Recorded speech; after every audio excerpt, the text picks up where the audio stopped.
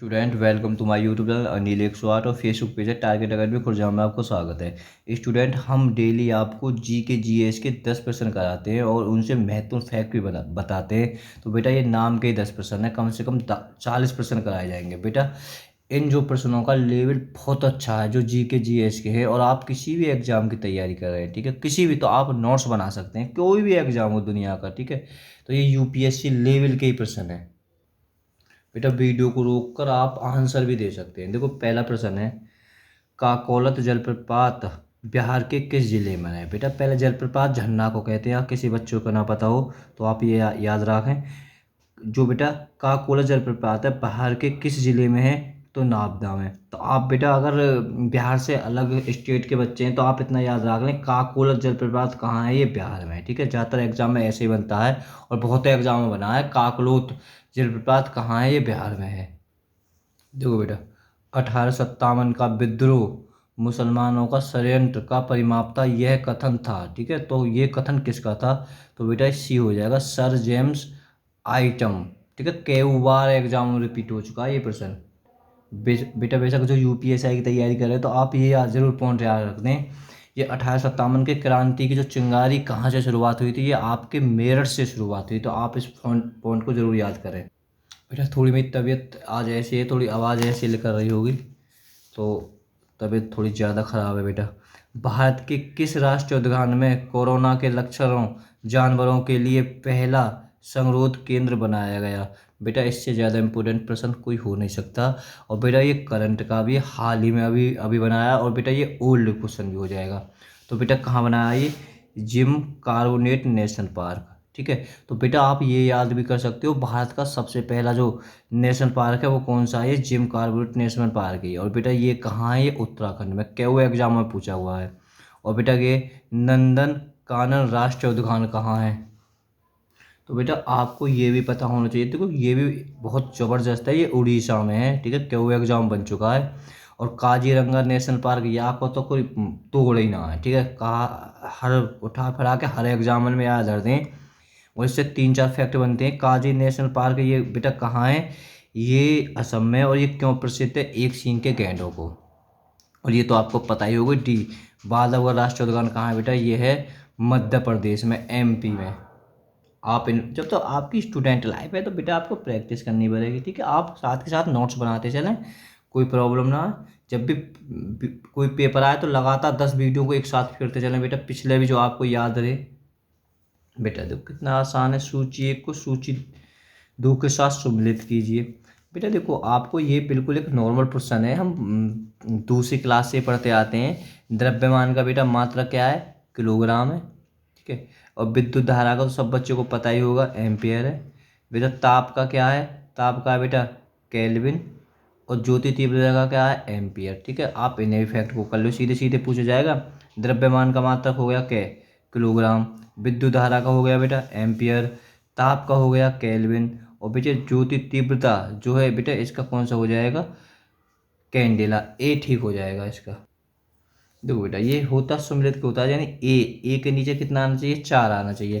देखो ए के नीचे एक विकल्प में आ रहा हो तो कहाँ जरूरत है बेटा, ये हो जाएगा। अगर मानो 4 आते तो फिर बेटा विद्युत धारा के देख लेते, बी के नीचे बेटा बी का मतलब क्या होता है, जो विद्युत धारा है बेटा एम्पियर 3 आना चाहिए हो, तो देखो 3 भी यहाँ पे आ रहा हो, तो इस तरह से सम्मिलित हो जाएगा।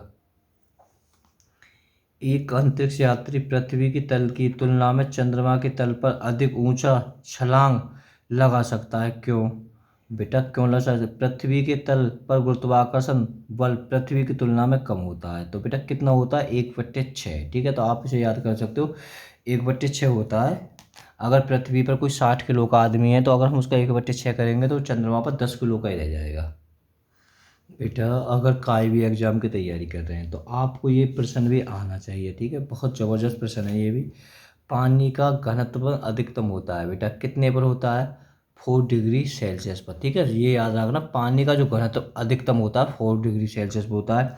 और बेटा पानी का हिमांक बिंदु पूछा जाए तो 0 डिग्री सेल्सियस पर हो जाए। हिमांक बिंदु पूछा जाए तो कन्फ्यूज हो जाए ना। घनत्व 4 डिग्री सेल्सियस पर। और अगर कहा जाए पृथ्वी का, ठीक है, अगर पूछा जाए ना पानी का अधिक घनत्व भी ना आवे तो मान पूछा जाए तो 4 डिग्री सेल्सियस ही कराओगे। अगर हिमांक बिंदु पूछा जाए तो 0 डिग्री सेल्सियस भी इसका ठीक हो जाएगा। देखो बेटा, बहुत एग्जाम में रिपीट हुआ है। ध्वनि की चाल अधिकतम होती है, तो ध्वनि की चाल अधिकतम किस में होती है बेटा? इस्पात। और जितना ज़्यादा कठोर होगा उतनी ज़्यादा इसकी ज़्यादा होगी। और बेटा एक प्रश्न और याद कर सकते हो, ध्वनि की चाल किस में सबसे कम होती है? तो ध्वनि की चाल सबसे मतलब कम होती है, उसमें बिल्कुल जाती नहीं है, मतलब ध्वनि की चाल किस में है? गुजर नहीं सकती है। तो बेटा किस में नहीं गुजर सकती है? निर्वात में होकर बेटा ध्वनि की चाल नहीं गुजर सकती है। और बेटा ये पूछा जाए ध्वनि की चाल सबसे कम किस में होती है? तो सबसे कम होती है बेटा पानी में। ठीक है, होती है पर बहुत कम होती है। आप तीनों फैक्टरों को याद कर लें, एक बार रिपीट कर रहा हूँ। सबसे अधिकतम चाल इस्पात में, और बिल्कुल भी नहीं होती, गुजरती ना है तो बेटा निर्वात में, और सबसे कम जाती है पानी में। अगर प्रकाश की चाल पूछी जाए तो सबसे अधिकतम किस में प्रकाश की पूछी जाएगी तो निर्वात में सबसे अधिक होती है। आप इस फैक्ट को भी याद कर लें, प्रकाश की चाल। अगर पूछा जाए प्रकाश की चाल सबसे कम किस में होती है तो बेटा सबसे कम होती है कांच में। आप सोच नहीं सकते उस प्रश्न के लिए, तो प्रकाश की बात कर रहा हूँ मैं। परमाणु बम का सिद्धांत किस पर आधारित है? बेटा मैं कह रहा हूँ या प्रश्न के बारे में ऐसा दुनिया का कोई नोट्स ना होगा, यानी जो भारत का जो तैयारी करा रहा है तो या प्रश्न के बारे में ना बता पाए। ठीक है, कुछ बेटा प्रश्न ऐसे होते हैं, बहुत रिपीट होते हैं, जिनमें से ये भी एक प्रश्न है। परमाणु बम का सिद्धांत। बेटा परमाणु बम की पूछी जावे तो बेटा ये क्या करता है? नाभिक के विखंडन पर। ठीक है, अगर परमाणु बम अगर पूछा जाता है हाइड्रोजन बम तो बेटा किस पर करता है? नाभिक के संलयन पर। अगर बेटा सूर्य भी किस पर आधारित करता है? जो सूर्य भी बेटा संलयन पर आधारित कर सकता है। आप खुद सोचो, देखो परमाणु बम में विखंडन, उसके जो नाभिक है बिल्कुल बिखर जाते हैं, विखंड हो जाता है। परमाणु बम एक बार छूटने के बाद में खत्म हो जाता है उसके। ठीक है, और हाइड्रोजन बम होगा बेटा वो संलयन करेगा सूर्य की तरह। तो कितना खतरनाक है हाइड्रोजन बम, तो बेटा हाइड्रोजन बम का एक ए हो जाएगा। और यहाँ से ज़्यादा प्रश्न अच्छा कहाँ लोगे? डेसिबल की इकाई का प्रयोग किया जाता है। बेटा डेसिबल यानी क्या कह सकें, डेसिबल किसकी इकाई है? तो बेटा ये किसकी है? ध्वनि की इकाई है। इस तरह 9वीं का हो जाएगा बेटा ध्वनि की तीव्रता के लिए, सी इसका ठीक हो जाएगा। जो डेसिबल है कहा है ध्वनि की तीव्रता को मापती है बेटा। किसी मनुष्य के शरीर का सामान्य तापक्रम होता है तो बेटा कितना होता है मनुष्य का? ये हो जाएगा 98 डिग्री F। ठीक है, तो आप इसे याद कर लें।